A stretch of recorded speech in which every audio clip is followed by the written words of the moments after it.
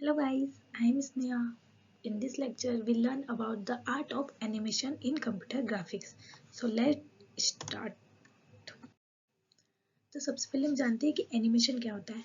Animation वो चीज़ होती है जैसे कि अपन देखते हैं कार्टून वगैरह, एनिमेशन वगैरह, उसमें आप किसी भी ऑब्जेक्ट में जो मोशन डाल रहे हैं उसे कहते हैं एनिमेशन। एनिमेशन की अपन डेफिनेशन पढ़ते हैं। एनिमेशन होता क्या है? To animate is literally the bring something to life. जैसे कि अपन किसी चीज़ को मोशन लाए, मतलब अपनी लाइफ के बारे में, जैसे एनिमेशन में अपन देखते हैं कि कैसे दौड़ रहा है कोई बच्चा, है ना, कोई भाग रहा है, मतलब क्या कर रहे हैं, तो वो एनिमेशन होता है। एनिमेशन इन कंपास ऑल विजुअल चेंजेस, सारे चेंजेस, कोई खा रहा है, सो रहा है, उठ रहा है, तो मतलब एक पोजीशन से दूसरी पोजीशन में उसमें चेंज हो रहा है। तो all visual changes that occurring over time, time के अकॉर्डिंग, सुबह वो उठ रहा है, रात को सो रहा है ना, टाइम के अकॉर्डिंग। अब इसके अंदर मोशन डायनेमिक क्या होते हैं? मोशन डायनेमिक वो होते हैं जो कि जैसे इंसान चल रहा है तो वो मोशन कर रहा है, तो वो मोशन डायनेमिक है। मतलब कि एकदम वो 2D में नहीं होगा, वो 3D में होगा। वो लिटरली आपको इंसान दिखा रहे चलते हुए, गाड़ी चलते हुए, है ना, तो वो टाइम के अकॉर्डिंग होता है। This refer time varying position, example movement according access to the screen, है ना।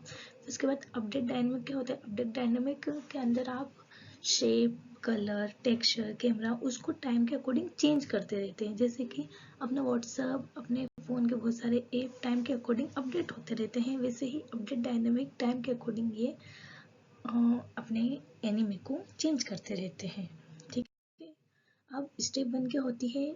जब भी आप कोई सा एनिमे करोगे या एनिमेशन करोगे तो सबसे पहले आपको इनपुट चाहिए। आपको किस, जैसे कि आपको इनपुट चाहिए कि आपको एक डॉग बनाना है जो कि रन कर रहा है, आपको एक बॉय बनाना है जो कि खाना खा रहा है, आपको एक गर्ल बनानी है जो स्टडी कर रही है। तो आपको सबसे पहले इनपुट चाहिए कि आपको वर्क किस चीज़ के ऊपर करना है। तो द इनपुट प्रोसेस, इसके अंदर क्या करते हैं?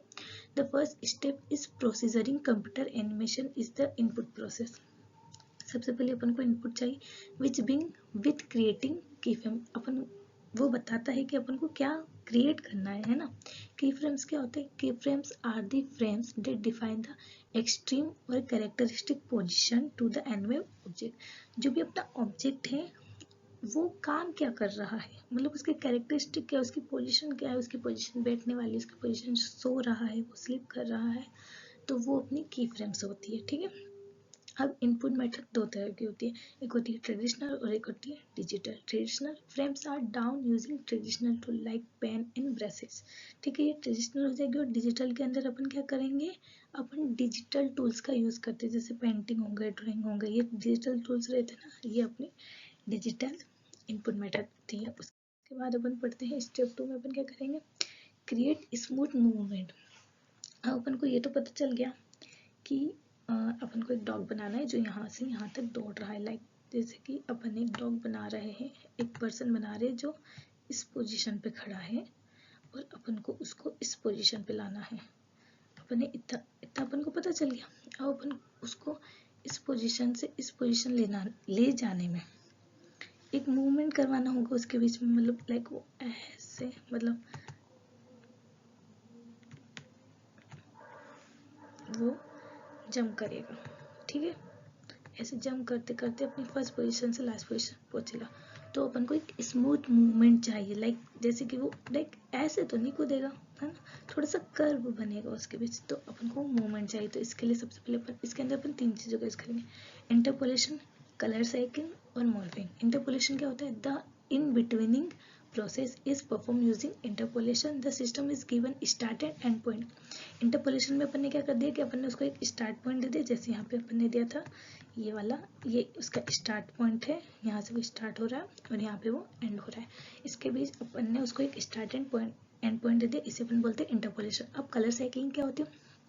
Colour change are often done using colour look, है ना। जैसे कि अपन को जो भी अपना ऑब्जेक्ट है उसको कौन सा कलर देना है, अपन को मतलब किस कलर में उस चीज़ों को प्रेजेंट करना है, वो होता है colour cycling. Morphing is a popular and powerful effect where an image or shape is smoothly transformed into different image or shape.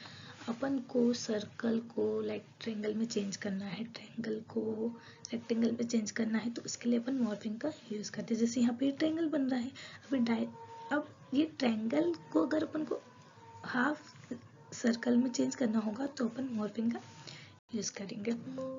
उसके बाद नेक्स्ट आता है अपना मेथड ऑफ एनिमेशन कंट्रोल। इसके अंदर 4 तरह की मेथड होती है, explicit control, procedure control, constant based control, live action tracking. Explicit control के अंदर अपन क्या करते हैं, जो एनिमेटर होता है, जैसे कि मैं कोई सा एनिमे बना रही हूँ तो मैं एनिमेटर हो गई, the animator provide a complete description of everything that occur either by specific simple changes, scaling और प्रोवाइड ऑल की फ्रेम। मेरा कंट्रोल होगा, मैं उसको मतलब मैं एनिमेटर हूँ तो वो मुझे पता है कि उसके अंदर क्या क्या की फ्रेम्स डालने हैं, उसकी डिस्क्रिप्शन क्या होगी, पूरे चेंजेस वो मैं करूँगी। तो एक्सप्लिसिट कंट्रोलर में हो गई। अब procedure controller user uses a program और algorithm automatically calculate object properties like positional angle and path.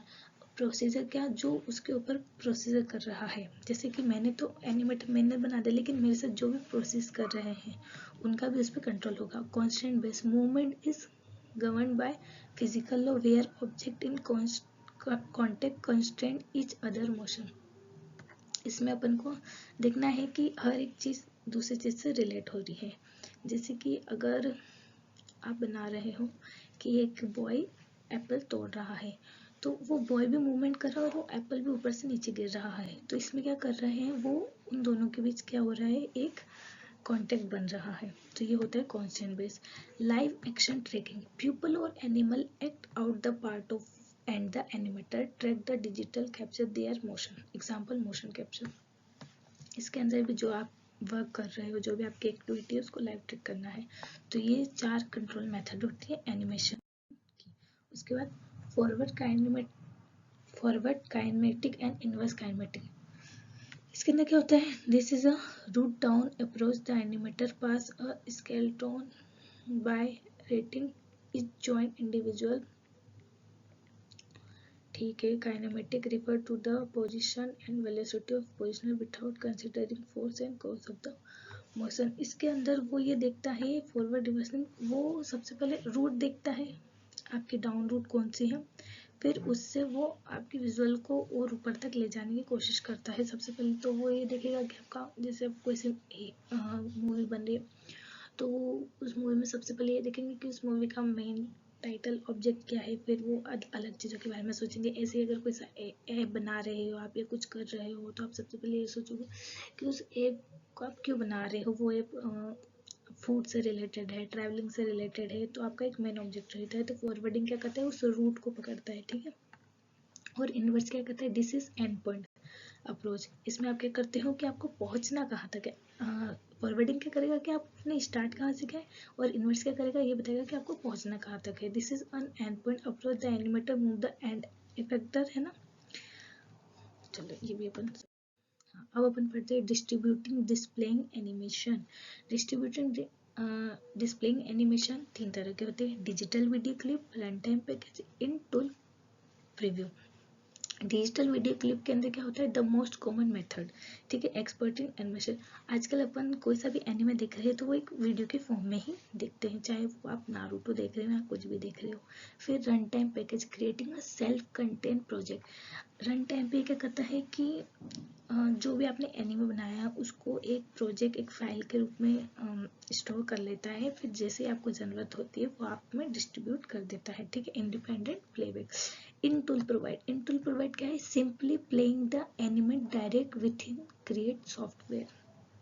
Example 3D Studio Max, flex for testing and presenting purpose, ठीक।